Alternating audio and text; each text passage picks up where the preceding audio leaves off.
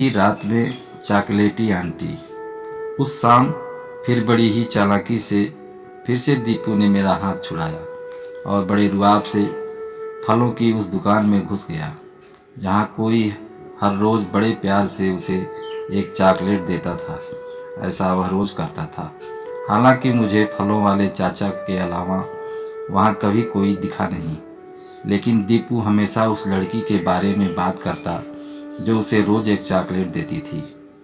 खैर, बस आ गई थी और काफ़ी देर से बस स्टैंड पर इंतज़ार करते करते मेरे पैर भी थक गए थे। मैंने दीपू को आवाज़ लगाई।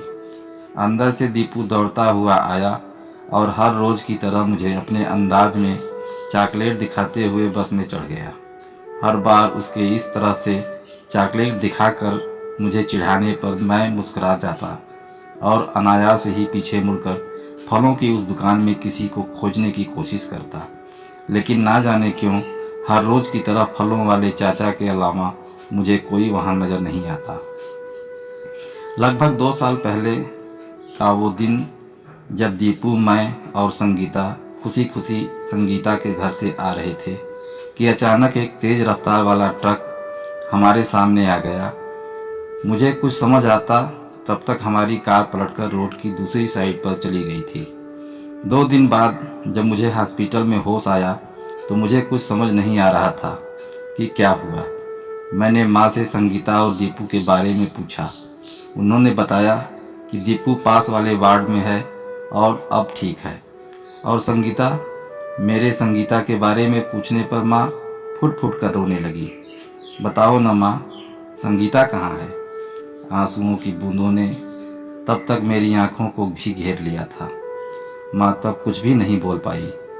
मुझे संगीता के साथ बिताए हर पल याद आ रहे थे। अभी कल ही तो कह रही थी माँ ने नई सिल्क की साड़ी दी है सालगिरह पर और मेरे लिए कुछ नहीं दिया। मैंने नाराज़गी जताते हुए कहा था, आपके लिए मुझे दिया है ना मेरे बुद्धू। मेरे गालों को खींचते हुए उसने बड़े प्यार से कहा था। कितना बदनसीब हूँ मैं, आखिरी बार संगीता को देख भी नहीं पाया। यह सोचकर मैं फुट फुट कर रोने लगा था। पापा चॉकलेट। दीपू की आवाज़ सुनकर मेरा ध्यान टूटा। आंटी ने कहा है पापा को भी खिलाना, दीपू ने कहा। मैं बस मुस्कुरा दिया। आज जब घर आया तो माँ फिर मुंह फुलाकर बैठी थी। अपने लिए ना सही पर कम से कम दीपू के लिए तो शादी कर लो, माँ ने कहा। दीपू को संभालने के लिए आप सब हो ना माँ, फिर दूसरी शादी की क्या ज़रूरत, कहकर मैंने हमेशा की तरह बात को टाल दिया। दीपू के लिए माँ की ज़रूरत मुझे भी लगती थी, पर मैं हमेशा यही सोचता कि क्या कोई और दीपू को उतना प्यार दे पाएगा। खैर, माँ की बातें सुनते सुनते हमने खाना खाया। अगले दिन दीपू को स्कूल छोड़कर जब मैं ऑफिस आया तो बारिश शुरू हो चुकी थी। आज दिन भर बारिश हुई और शाम तक लगभग पूरे बाजार में पानी भर गया था।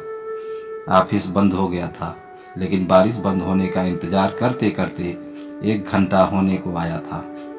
पास की एक दुकान से मैंने रेनकोट खरीदा और दीपू को लेने स्कूल की तरफ निकला, लेकिन रास्ते में पड़ने वाले नाले की वजह से आगे जाने का रास्ता बिल्कुल बंद था। मैंने दीपू के स्कूल में फ़ोन किया तो पता चला सारे बच्चे स्कूल से जा चुके हैं और दीपू भी उन्हीं के साथ स्कूल से निकल गया। कहाँ गया होगा? थोड़ी देर इंतज़ार नहीं कर सकता था? मुझे दीपू की चिंता हो रही थी, लेकिन साथ ही उस पर गुस्सा भी आ रहा था।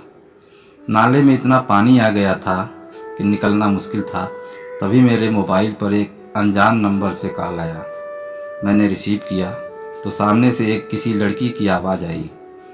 दीपू दुकान पर आ गया है, आप चिंता मत कीजिएगा, सामने से आवाज़ आई। कौन सी दुकान पर और आप कौन बोल रही हैं? मैंने पूछा। चॉकलेट वाली आंटी, उसने इतना कहा और कॉल कट हो गया। लेकिन मैं लेने जाने ही वाला था। आज थोड़ा लेट हो गया तो अकेले निकलने की क्या ज़रूरत थी? उसे कुछ हो जाता तो? एक के बाद एक मेरे मन में कई सवाल चल रहे थे। खैर, मैं दूसरे रास्ते से होता हुआ बस स्टैंड पहुंचा। आज भी दुकान पर फलों वाले चाचा ही खड़े थे। दीपू यहाँ है क्या चाचा? आज मैं पहली बार चाचा से बोला था।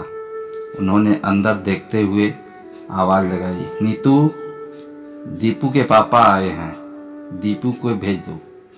मेरी आवाज़ सुनकर अंदर से दीपू दौड़ता हुआ आया।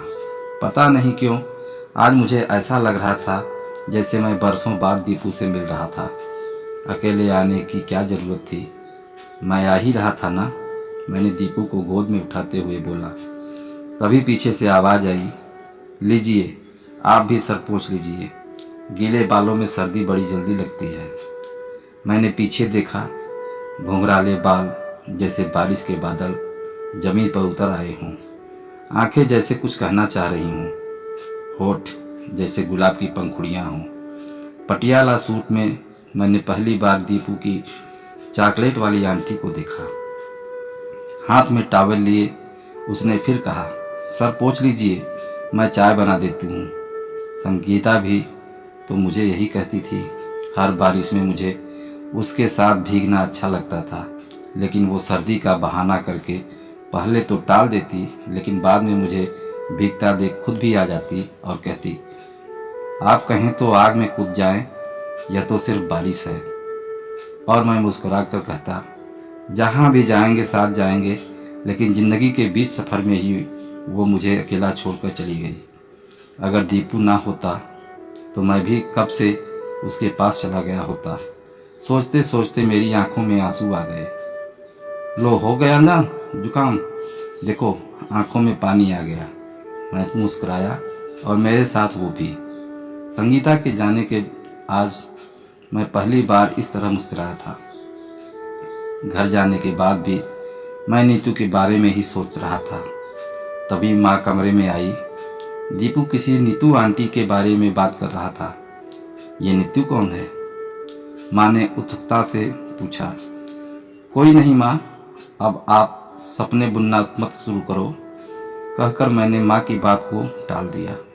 ठीक है, कोई बात नहीं, पर मेरे बारे में नहीं तो कम से कम दीपू के बारे में सोच। इतना कहकर माँ चली गई। मैं रात भर दीपू और नीतू के बारे में सोचता रहा। मुझे कुछ भी समझ नहीं आ रहा था। मैं बस यही सोच रहा था कि क्या नीतू दीपू को एक माँ का प्यार दे पाएगी। अगले 2 दिनों तक नीतू मुझे हमेशा की तरह दिखाई नहीं थी, लेकिन एक दिन वो मुझे मेरे ही ऑफिस के पास एक कोचिंग के पास दिखाई दी। मैंने जाकर नीतू से बात की तो पता चला कि वो इसी कोचिंग पर यूपीएससी की तैयारी कर रही है। धीरे धीरे हमारी मुलाकातें बढ़ने लगी। बहुत जल्द हमारी दोस्ती हो गई और पता ही नहीं चला दोस्ती कब प्यार में बदल गई। हम दोनों को एक दूसरे से बातें करना, एक दूसरे के साथ वक्त गुजारना अच्छा लगता था। हम घंटों एक दूसरे के साथ दीपू और उसके साथ अपने भविष्य के सपने बुनते और वक्त के साथ हमने भी एक दूसरे से शादी करने का फैसला ले लिया। नीतू अपने पिता की बहुत लाडली थी। वो नहीं चाहती थी कि उसके पिताजी को उसकी वजह से कोई भी ठेस पहुँचे। लिहाजा एक दिन नीतू ने मेरे बारे में अपने पिताजी से बात करने का फैसला किया। नीतू के पिताजी नहीं चाहते थे कि नीतू पहले से शादीशुदा किसी ऐसे इंसान से शादी करे जिसके साथ उसके 5 साल के बेटे की जिम्मेदारी हो। नीतू के पिताजी को यह रिश्ता मंजूर नहीं था। मैंने कल पापा से अपने बारे में बात की। आज मिलते ही नीतू ने कहा, फिर क्या कहा पापा ने? मैंने डर और उत्सुकता से पूछा।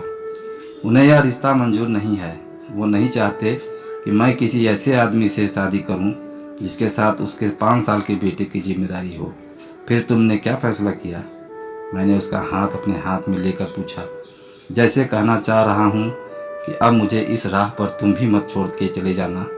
एक बार मैं पापा के लिए तुम्हें भूल सकती हूँ, पर दीपू को नहीं। अब वो मुझ में अपनी माँ को ढूंढता है। मैं उसके इस विश्वास को तोड़ना नहीं चाहता। तो दोस्तों, आशा करता हूँ ये कहानी आपको पसंद आई है। अगर पसंद आई है तो दोस्तों में शेयर कीजिए और चैनल को सब्सक्राइब कीजिए। कहानी सुनने के लिए आपका बहुत बहुत धन्यवाद।